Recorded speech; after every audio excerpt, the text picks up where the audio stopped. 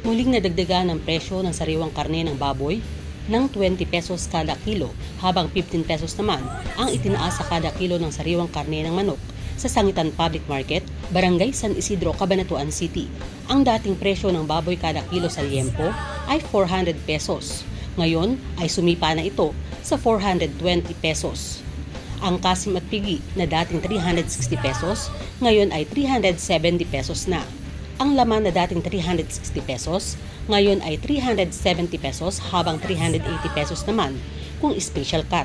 Ang pata na dating 310 pesos ang kada kilo, ngayon ay 330 pesos hanggang 340 pesos na. Ang masarap na ipangsigang na buto-buto, kung noong nakakaraang linggo ay pumipresyo ng 320 pesos hanggang 330 pesos, ngayon ay nasa 340 pesos ang kada kilo.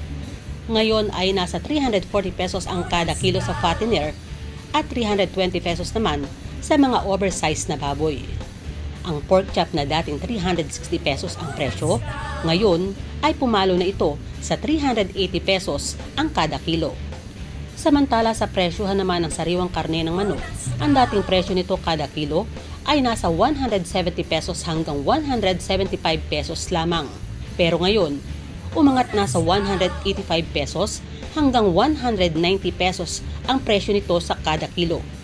Ayon kay Melissa Bendicasyon, tindera ng karning baboy at manok sa Sangitan Public Market, nanghuhula sila kung kailan bababa at tataas ang presyo ng mga inaangkat nilang panindang karne sa Gapan City o kaya sa Bulacan at minsan naman ay sa Tarlac.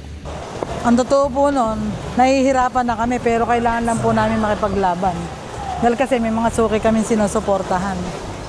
Kaya nakakaraos. Siyempre yung mapasweldo mo po yung mga kasama mo, isang pasalamat na namin yun.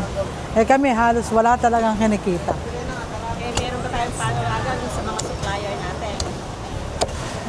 Wala po ako masabi kasi yung ibang mga sinusuplayan, alam naman po nila yung lagi-lagi pong mamimili.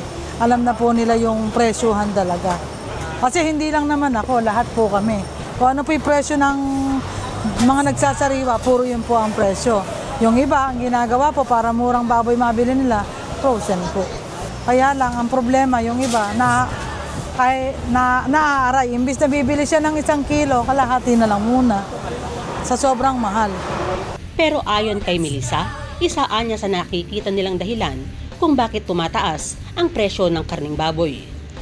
Kasi yung mga inchik na rin po yata yung nagpapatakbo ng presyo ng aming baboy dahil karamihan po kasi puro inchik po yung nag-aano ng mga figure. Kaya po hindi ko rin po alam kung bakit sumusobra ng taas na ganyan. Sana nga bumaba na dahil kasi apektado rin yung tao.